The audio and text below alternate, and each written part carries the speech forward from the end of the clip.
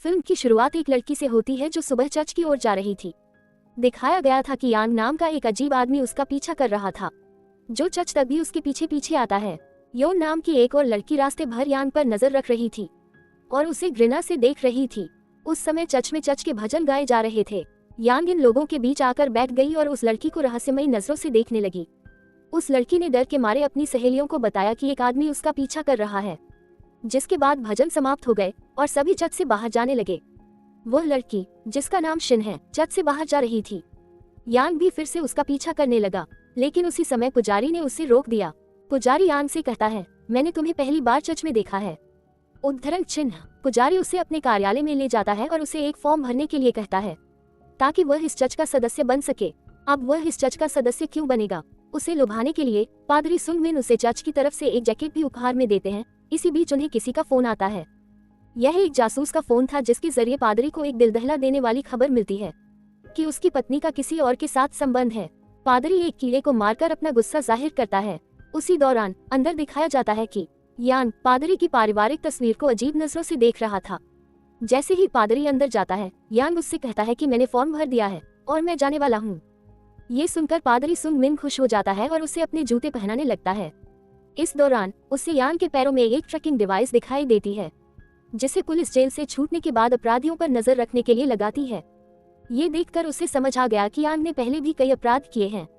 इसलिए जाते समय वो यांग से कहता है कि जज सबके लिए है। ईश्वर सभी से प्रेम करता है और उन्हें क्षमा करता है। सभी को ईश्वर से माफी मांगनी चाहिए और उनसे दूसरा मौका मांगना चाहिए। उसके जाने के बाद जब पुजारी सुंग मिन अंदर गए तो उन्होंने देखा कि यांग के साथ छल किया गया था। उन्होंने फॉर्म भी नहीं भरा था।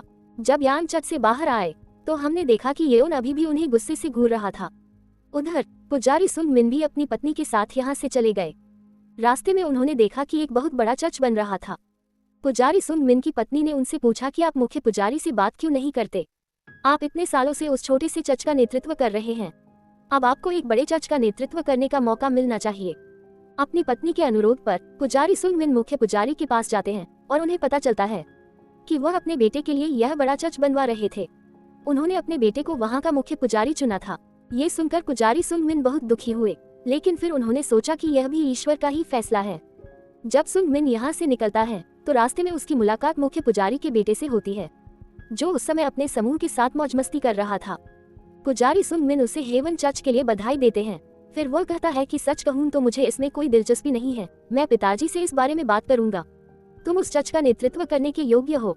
लेकिन पुजारी सुंग मिन उसे मना करके यहाँ से चला जाता है। यहाँ आखिरकार हमें येओन नाम की एक लड़की के बारे में पता चलता है, जो हर समय यांग पर नजर रखती थी।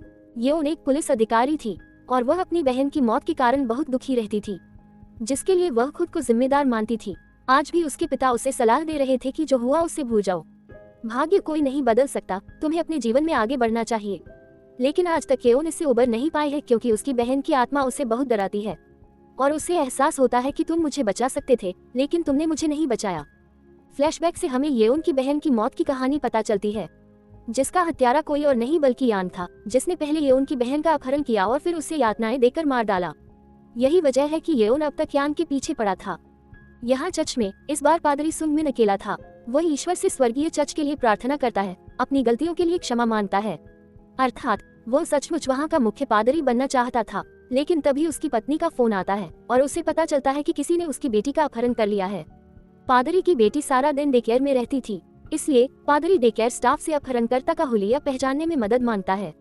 सुंग मिन सोचता है कि यह किसने किया होगा। उसकी नजर प्रिंटर पर यांग की तस्वीर पर पड़ती है, जो उसने सुबह खींची थी। सुंग मिन की पारिवारिक तस्वीर भी पास में पड़ी थी। ये देखकर सुंग मिन को याद आया कि आज यांग इसी तस्वीर को घूर रहा था और उसी समय बारिश तेज हो गई। चर्च की छत से पानी टपकने लगा और यांग की तस्वीर पर पानी गिरने लगा, जिससे उसकी तस्वीर एक राक्षस की तस्वीर में बदलने लगी। और सुंग मिन ने सोचा कि भगवान ने इस तरह उससे बात की है और उसे असली अपराधी के बारे में बताया है। इसलिए वह यांग का रिकॉर्ड जांचता है और पता लगाता है कि उसका एक गंभीर आपराधिक इतिहास था। अब वह उसका पता ढूंढता है और अपनी कार से उसके घर जाता है। वह देखता है कि वह इतनी तेज बारिश में अपनी कार से खुदाई के औजार निकाल रहा था। सुंग मिन को लगा कि वह किसी लाश को ठिकाने लगाकर आया है। फिर उसे अपनी बेटी का ख्याल आया और उसने तुरंत पुलिस को फोन करके शिकायत की कि मुझे शक है कि मेरी बेटी का अपहरणकर्ता यांग है। वह अभी अपने घर पर है, कृपया आकर उसे गिरफ्तार कर लें। थोड़ी देर बाद यांग कार लेकर वहां से फिर निकल गया। सुंगमिन, जो घर के बाहर खड़ा था, उसके पीछे पीछे चल पड़ा। वह पहाड़ों से होकर जा रहा था। रास्ते में उसने देखा कि सुंगमिन उसका पीछा कर रहा है, इसलिए उसने कार रोकी और बाहर आकर उससे पूछा, पादरी, आप मेरा पीछा क्यों कर रहे हैं? सुंगमिन हिम्मत करके अपनी कार से बाहर निकला और यान की बातों को अनसुना करते हुए यान की कार की जांच करने लगा, जिसमें उसकी बेटी नहीं थी। अब वह यान के पैरों की तरफ देखता है। उनमें वो ट्रैकिंग डिवाइस नहीं था जो उसने आज सुबह देखा था। ये देखकर उसे पता चल गया कि अब पुलिस भी उसका पता नहीं लगा पाएगी। अपनी जान बचाने के लिए सुंगमिन तुरंत अपनी कार में बैठने लगा। तभी यान ने उसे रोक दिया और उनके बीच झगड़ा शुरू हो गया। यान सुंगमिन को मारना चाहता था क्योंकि उसे लग रहा था कि सुंगमिन को उसके बारे में सब कुछ पता चल गया है। खुद को बचाने की कोशिश में जब सुंगमिन ने यान को धक्का दिया तो वह एक पहाड़ी से नीचे गिर गया और उसके सिर पर चोट लग गई। जब सुंगमिन आगे बढ़कर देखता है तो उसे पता चलता है कि यान की मौत हो चुकी है। वह अभी भी अपनी मौत देखकर सदमे में था। तभी उसकी पत्नी का फोन आया, जिसने उसे बताया कि उनकी बेटी घर आ गई है। वह उसे काफी देर से यह बताने की कोशिश कर रही थी, लेकिन उसका फोन व्यस्त सिग्नल दिखा रहा था। दरअसल उसका दोस्त उसकी बेटी को अपने घर ले गया है। ये सुनकर सुंगमिन को गहरा सदमा लगता है, क्योंकि उसने एक घोर पाप किया था। उसने एक व्यक्ति की हत्या की थी और इस अपराध की कोई क्षमा नहीं थी। वह सोचता रहता है कि भगवान अब उसे कभी माफ नहीं करेंगे और तभी बिजली चमकती है और उसे भगवान की परछाई दिखाई देती है, जिससे उसे समझ आता है कि भगवान उससे बात कर रहे हैं। वह उससे बात करके उसे समझाने की कोशिश कर रहे हैं कि उसने कुछ गलत नहीं किया, उसने बस एक शैतान को मारा है और इससे समाज को फायदा हुआ है, वरना कौन जाने कितने यान को चोट पहुंचती। अब सुंगमिन यान के शरीर से चच द्वारा दी गई जैकेट उतारकर पानी में फेंक देता है। अगले दृश्य में दिखाया गया है कि ओन अपनी बहन की मौत के सदमे से उबरकर अपनी नौकरी पर वापस आ गई है, लेकिन इससे उसकी अच्छी किस्मत कही या बुरी किस्मत, वापस आते ही उसे यान को गिरफ्तार करने का पहला केस मिल जाता है, क्योंकि यान 2-3 दिनों से लापता था और उसके साथ एक लड़की शिन भी लापता थी। वो लड़की जिसे हमने फिल्म की शुरुआत में देखा था। पुलिस बताती है कि शिन के दोस्तों के अनुसार उन्होंने यान को शिन का पीछा करते देखा है। यान ने अपना ट्रैकिंग डिवाइस भी तोड़ दिया है, जिससे उसे ट्रैक करना मुश्किल हो रहा है। पुजारी ने भी रात में यान के खिलाफ शिकायत की थी कि यान ने उसकी बेटी का अपहरण कर लिया है, यानी यान ने रात में 2 अपराध किए थे। अब येओन और उसकी टीम यान की तलाश में निकल पड़ती है और सबसे पहले उसके घर की तलाशी लेती है, जहां वे देखते हैं कि यान ने अपने घर की एक बड़ी दीवार पर राक्षस की आंख का एक बड़ा चित्र बनाया था और यह आंख इंसानों की आत्माओं को अपनी ओर आकर्षित कर रही थी। यहाँ हम सुंगमिन को चर्च में बैठे हुए देखते हैं। वह रोते हुए भगवान से क्षमा मांग रहा था और कह रहा था कि कृपया पुलिस को इस बारे में कुछ भी पता न चले। उसने अभी यह कहा ही था कि पुलिस यहाँ पहुँच गई, यानी येओन और उसकी टीम। वे उससे सिर्फ ये पूछने आए थे कि कल रात तुमने अपनी बेटी के बारे में यान के खिलाफ शिकायत की थी। यहाँ सुंगमिन आंशिक सच बोलता है और कहता है, वह कल रात रहस्यमय तरीके से मेरी पारिवारिक तस्वीर को घूर रहा था। मुझे उसके आपराधिक रिकॉर्ड के बारे में भी पता था, इसलिए मुझे शक था कि उसने मेरी बेटी का अपहरण कर लिया है। मैं उसके घर भी गया, जहाँ मैंने देखा कि वह अपनी कार से सामान निकाल रहा था, मानो किसी लाश को ठिकाने लगाकर आया हो। लेकिन उसी समय मेरी पत्नी का फोन आया, जिसने मुझे बताया कि हमारी बेटी मिल गई है। ये सुनकर मैं घर वापस आ गया और मुझे नहीं पता कि उसके बाद क्या हुआ। अब अधिकारी ये पूछकर चले गए कि अगर आपको कुछ पता हो तो हमें जरूर बताएं, क्योंकि आपके चर्च में आयशिन नाम की लड़की पिछले 2 दिनों से लापता है और सिर्फ यान को ही इसके बारे में पता है। येओन, जो पूरे चर्च का निरीक्षण कर रही थी, उसे प्रिंट में यान की वही तस्वीर मिलती है जिस पर पानी गिरा हुआ था, और उसे पुजारी सुंगमिन के वे जूते भी दिखाई देते हैं जिन पर पहाड़ी की मिट्टी चिपकी हुई थी। खैर, यहाँ हम पुजारी सुंगमिन को देख सकते हैं, जो अभी भी बहुत दोषी महसूस कर रहे थे। अब वह अपना अपराध स्वीकार करने मुख्य पुजारी के पास जाता है, जहां वह देखता है कि मुख्य पुजारी भी अपने बेटे की चर्च की एक सदस्य से नजदीकी को लेकर उतना ही परेशान है, और उस लड़की ने दोनों की तस्वीरें एक निजी वेबसाइट पर अपलोड कर दी थी, जिससे मुख्य पुजारी की बदनामी हो रही थी। इसलिए वह अपने बेटे को यहाँ से दक्षिण कोरिया ले गया। मुख्य पुजारी ने उससे कहा कि मैंने स्वर्ग चर्च का सपना देखा था, मानो कोई अद्भुत चीज हो, लेकिन मेरे बेटे ने सब कुछ नष्ट कर दिया, और अब मैं इस नतीजे पर पहुंचा हूं कि तुम्हें उस चर्च का मुख्य पुजारी बनाया जाना चाहिए। ये सुनकर वह बहुत खुश हुआ। उसे एहसास हुआ कि जैसे ही उसने ईश्वर के आदेश पर यान को मारा, ईश्वर ने उसे इतना बड़ा चर्च उपहार में दिया, और इस समय उसे इस चर्च में भी ईश्वर की छाया दिखाई देती है।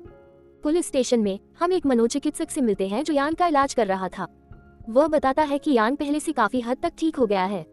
वह नियमित रूप से अपना इलाज भी करवा रहा था, लेकिन अब मुझे नहीं पता कि उसने अपने घर में ये राक्षसी आंख क्यों बनाई, लेकिन इससे साफ है कि अब भी उसकी मानसिक स्थिति ठीक नहीं है। डॉक्टर की यह बात सुनकर योन बहुत क्रोधित हुई। वह समझ गई कि एक बार फिर यह डॉक्टर उसकी मानसिक स्थिति को ढाल बनाकर उसकी रक्षा करेगा। एक बार फिर वह ऐसा इसलिए कह रही थी क्योंकि उसकी बहन के मामले में पहले भी ऐसा हो चुका था। यान ने उसकी बहन की हत्या की थी, लेकिन उसे सजा नहीं मिली। क्योंकि उसी डॉक्टर ने यान को मानसिक रूप से बीमार घोषित करके उसे राहत दी थी।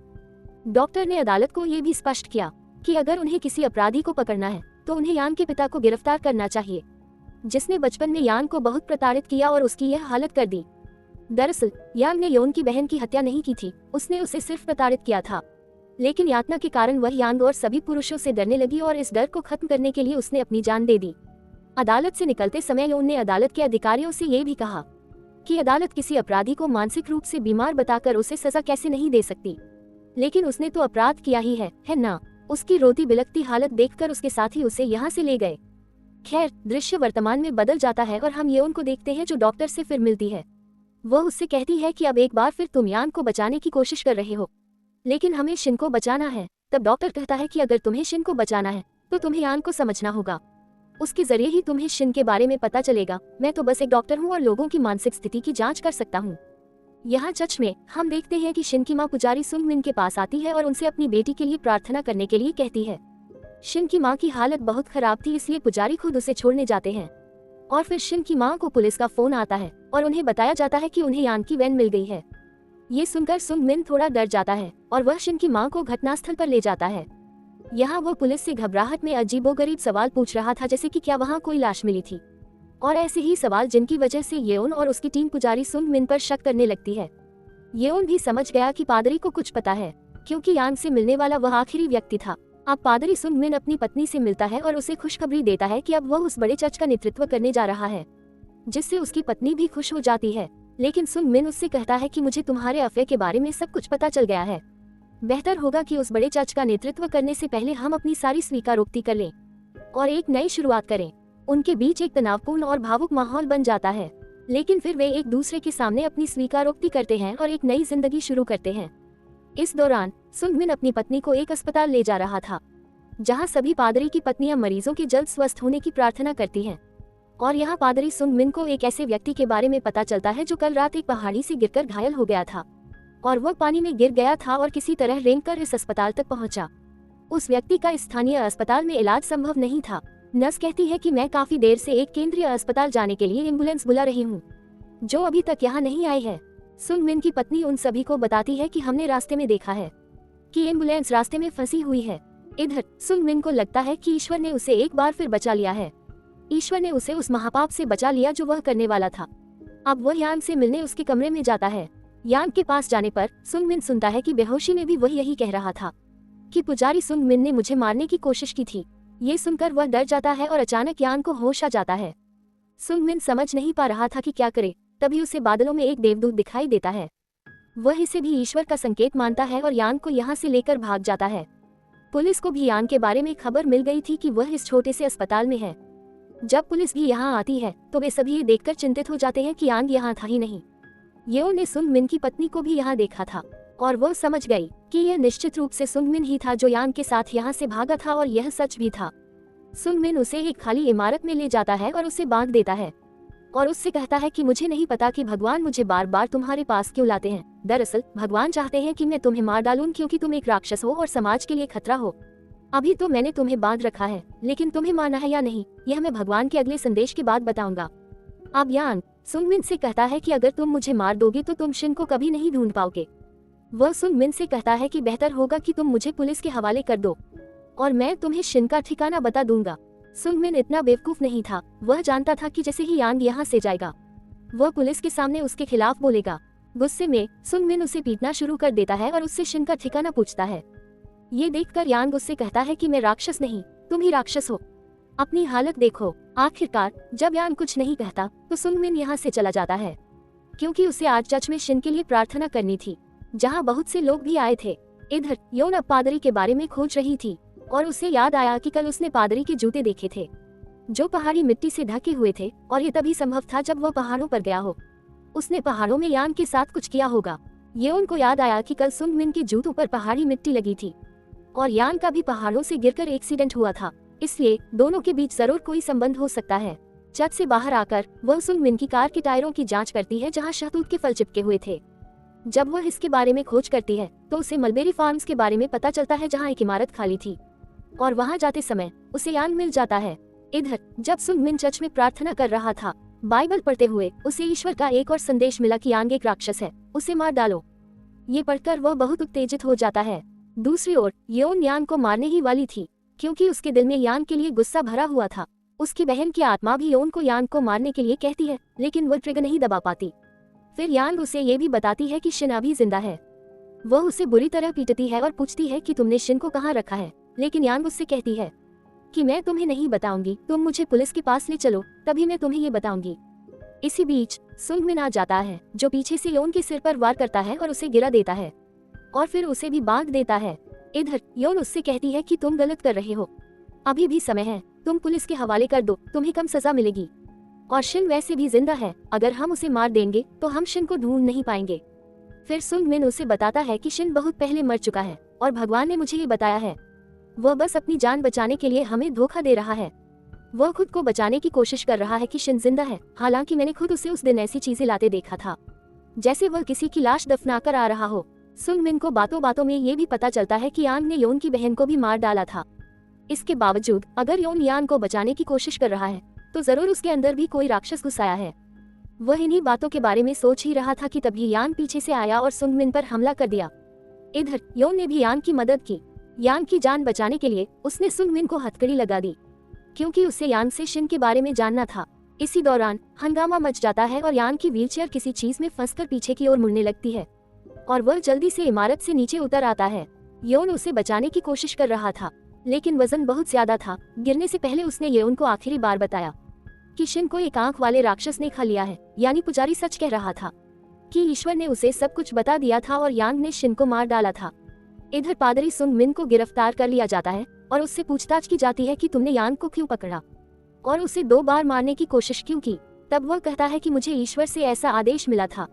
फिर दिखाया जाता है कि शिन अभी जिंदा थी और वह एक घर में थी जिसे गिराया जा रहा था, जबकि दूसरी तरफ येउन, जो इस मामले की जांच कर रही थी, को एक मनोचिकित्सक एक ऐसी बीमारी के बारे में बताता है जिसमें लोगों को अजीबोगरीब चीजें दिखाई देती है जो उन्हें सार्थक लगती हैं, हालांकि उन चीजों का कोई मतलब नहीं होता। पुजारी सुंगमिन को भी यही बीमारी थी, जिसके कारण उसे हर चीज में ईश्वर दिखाई दे रहा था और वह संकेतों को ईश्वर का आदेश मान रहा था। इसके बाद ये उनको डॉक्टर की बात याद आती है कि अगर शिन को ढूंढना है तो यांग को ढूंढना होगा। वह डॉक्टर से योन के बारे में पूछती है। डॉक्टर उसे बताता है कि यांग के पिता बचपन में उसे बहुत प्रताड़ित करते थे, इसलिए उसे हर चीज में राक्षस नजर आने लगे थे। वे उसे एक अटारी में रखते थे जहाँ एक गोल खिड़की थी, जिसे वह राक्षस की आंख समझने लगा था। तुरंत उसे याद आता है कि यांग ने उसे बताया था कि शिन को एक आंख वाले राक्षस ने खा लिया है, जिसका मतलब है कि वह उसी घर में होगी जहाँ यांग पहले रहता था। ये जानकर वह तुरंत अपनी सहायता टीम को बुलाती है और उन्हें उन घरों में ले जाती है जहाँ यांग पहले रहता था और जिस घर में ये लोग उसे गिराने ही वाले थे। लेकिन उससे पहले ही योन वहाँ जाकर शिन को बचा लेती है। शिन उसी अटारी में था जहाँ यांग रहता था। आखिरकार शिन को बचाने के बाद योन पुजारी के पास आती है और उसे बताती है कि हमने शिन को जिंदा पकड़ लिया है। ये सुनकर पुजारी बहुत हैरान होता है और उससे कहता है कि भगवान ने मुझे बताया था कि वह मर गई है। फिर वह पुजारी को उसकी मानसिक बीमारी के बारे में बताती है। ये दिमाग से जुड़ी होती है और इस बीमारी में लोग हर बेमतलब चीज में मतलब देखने लगते हैं, और सुंगमिन के साथ भी यही हुआ था। वह उससे कहती है कि जिसे तुम भगवान का रहस्य उद्घाटन समझ रहे थे, वह सिर्फ तुम्हारा मानसिक विकार था। यह विकार अभी अपनी शुरुआती अवस्था में था। पुजारी सुंगमिन भी उसकी मानसिक स्थिति को समझ गए और उन्होंने भी अपने पापों को स्वीकार किया और अपनी मर्जी से जेल में रहने का फैसला किया। हालांकि मानसिक बीमारी के कारण उन्हें छूट मिल सकती थी। जेल में उसे फिर से दीवार पर भगवान की तस्वीर दिखाई देती है, लेकिन वह दीवार साफ करने लगता है क्योंकि उसे समझ आ गया था कि यह सिर्फ उसका मानसिक विकार है। जबकि दूसरी ओर योन की समस्या यह थी कि उसे अपनी बहन की आत्मा दिखाई देती थी, इसलिए डॉक्टर उसे बताता है कि यह असल में तुम्हारी बहन की आत्मा नहीं, बल्कि तुम्हारे अपराध बोध से भरी आत्मा का रूप है। योन भी यह बात समझ गई और उसने अपने दिल से यह अपराध बोध निकाल दिया कि अपनी बहन की मौत के पीछे वह खुद है, और इस तरह उसे भी वह आत्मा दिखाई देना बंद हो गई। और यहीं पर फिल्म का अंत होता है। यह इस सीख के साथ है कि गलत सोच कभी भी ईश्वर का रहस्योद्घाटन नहीं हो सकती। किसी की हत्या करना एक अपराध था जिसकी सजा पुजारी भुगत रहा था, और यहीं पर फिल्म का अंत होता है।